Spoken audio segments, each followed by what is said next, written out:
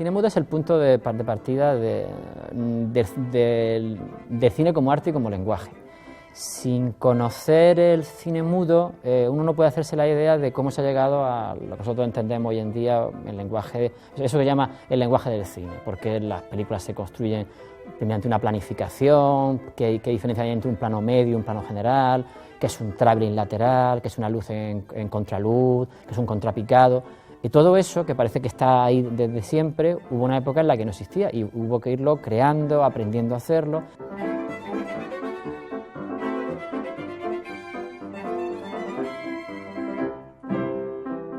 Hubo un tiempo en que la imagen en movimiento no necesitaba palabras para transmitir al espectador los sentimientos más profundos y las historias más complejas.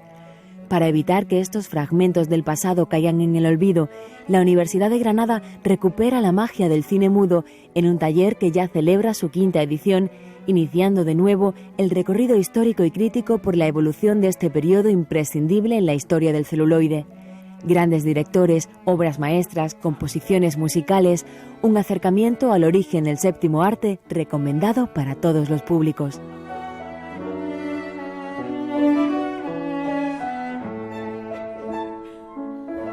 Al principio el cine comienza siendo como un espectáculo para clases populares, para clases trabajadoras. Eso durante los primeros 4, 5, así 10 años de historia del cine funciona así.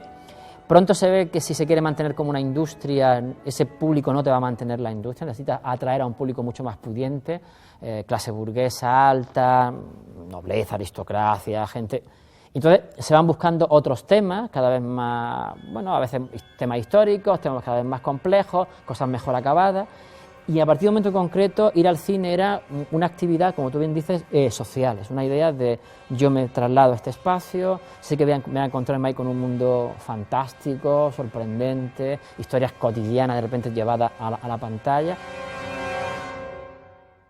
La disyuntiva que tenemos, por ejemplo, hoy en día, esa separación que existe entre lo que sería cine documental y cine de ficción, ¿no? Ya se plantea desde los orígenes del cine. Es decir, los hermanos Lumière representarían esa corriente realista, naturalista, a medio camino entre el documental y el documento social, real, etc. Y por otro lado, Georges Méliès representa la parte de fantasía, ¿no? El cine no es un instrumento como pensaban los hermanos Lumière, o él considera no es un instrumento para capturar la realidad como si fuera un microscopio, sino que el cine es una máquina mágica para dar vida a los sueños. Las temáticas sociales, políticas del cine alemán, el expresionismo, del Kammerspielfilm, que son las películas sociales alemanas propiamente dichas, el contenido político de las películas soviéticas, Eisenstein, Pudovkin, etc. Por otra parte, la parte pura de la diversión, ¿no?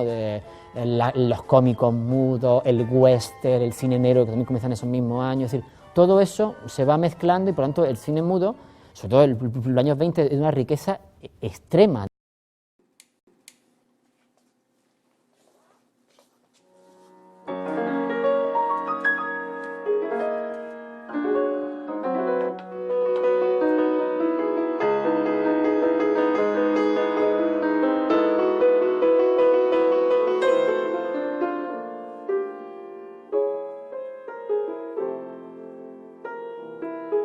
La verdad que la primera vez no apunto nada.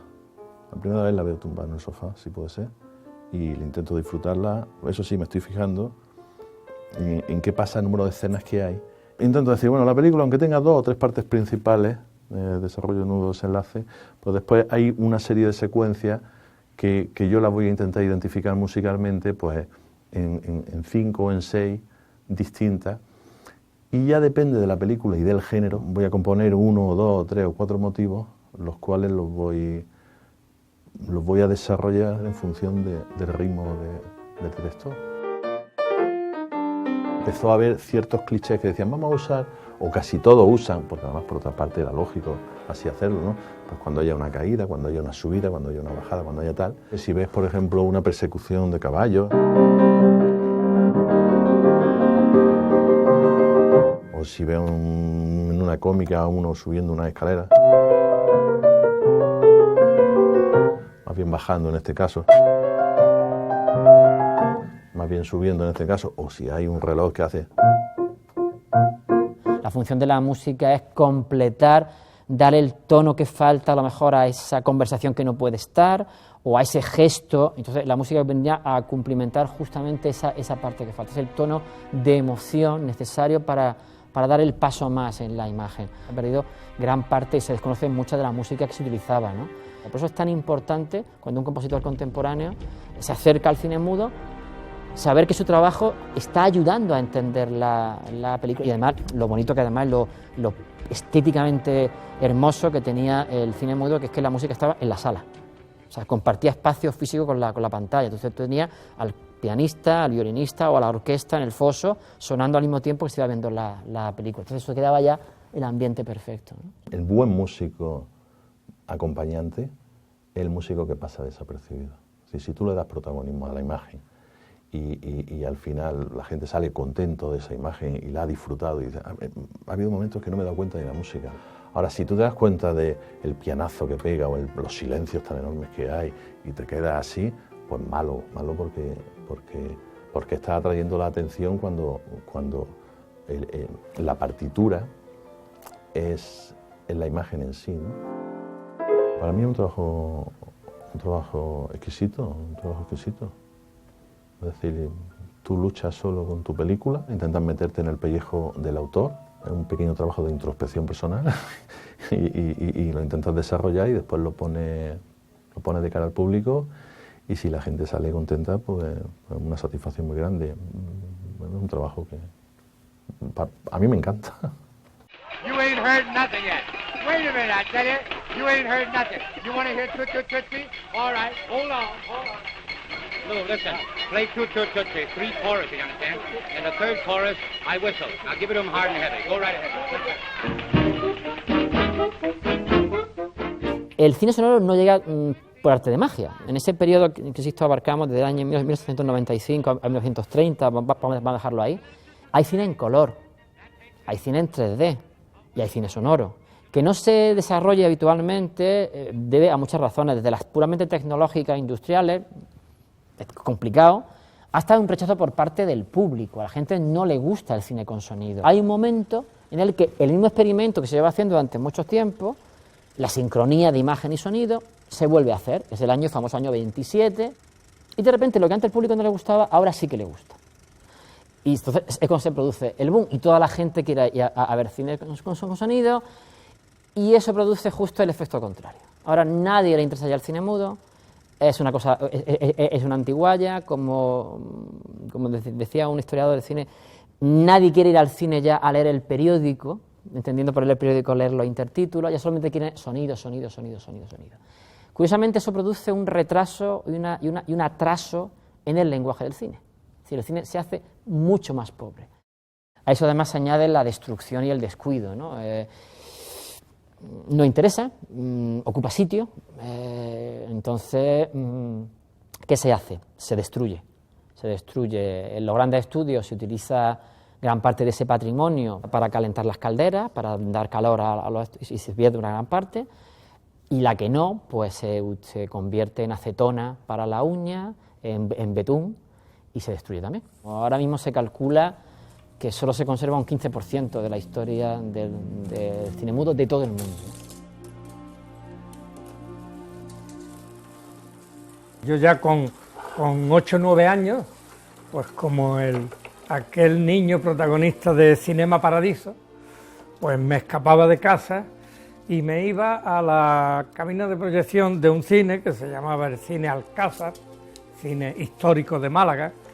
Allí recogía los trocitos de películas, como estos que hay aquí, por ejemplo, de Charles Chaplin, de Luces de la Ciudad o de Tiempos Modernos, que son fragmentos de películas, de esas películas que al montar los rollos, pues sabía, digamos, que se tenían que tirar, porque eran los empalmes, ¿no? Y yo estos trocitos pues los iba cogiendo, los montaba después en unos marquitos de cartón y hacía diapositivas con ellas. Siempre me han llegado películas que se encontraban deslavazadas en un sitio, en otro. Normalmente esas películas pues venían a lo mejor rotas, ¿no? Se rompían, tal como...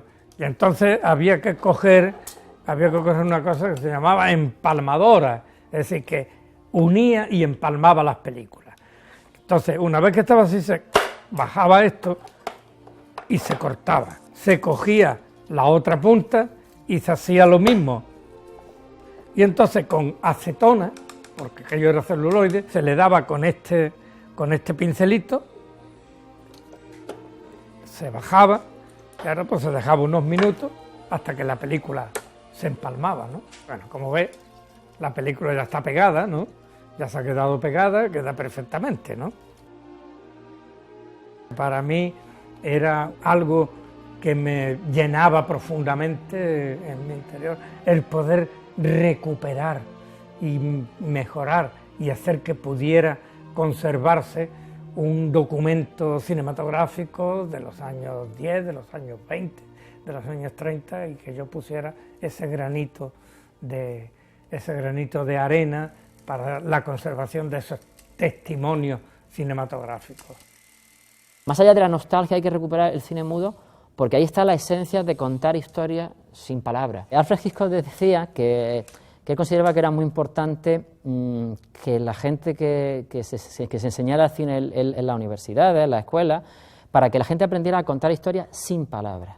Ese es el problema que tiene, yo creo que tiene gran parte del cine contemporáneo, que depende mucho del diálogo. Ha olvidado que el cine mudo, el cine en sus orígenes, contaba y era capaz de conseguir una enorme complejidad solamente utilizando música e imagen.